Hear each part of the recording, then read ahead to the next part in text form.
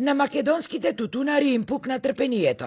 Изманипулирани и излажани, навредени и понижени, и во секојдневна битка со осиромашеноста, на власта и поставија ултиматум. Или до понеделник да им се исплатат субвенциите и помошта од петиот ковид пакет, или од понеделник сите земјоделци излегуваат на масовни протести.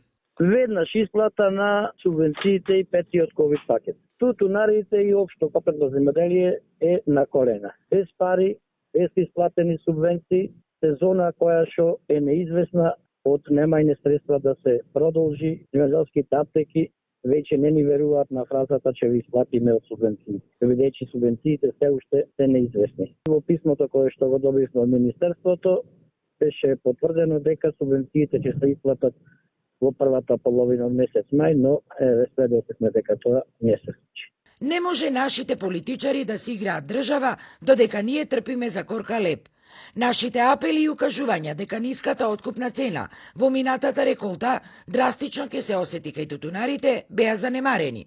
Субвенциите кои секаде во светот се развојна компонента, кај нас за жал се чекаат за преживување.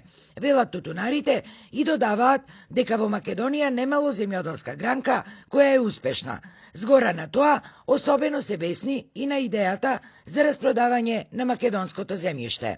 Земјоделците не се задоволни од ова решение, воопшто не треба да се распродава нешто што треба да биде во собственост на земјоделците, во собствена државата, не само за сегашните земјоделци, туку и за идните генерации. Доколку власта се оглуши и овој пат, Мирчевски вели дека веќе од идната недела не само тутунарите, туку и сите земјоделци ќе ги остават нивите и повторно здружено ќе се вратат на улица, на масовни протести, се до исполнувањето на нивните барања.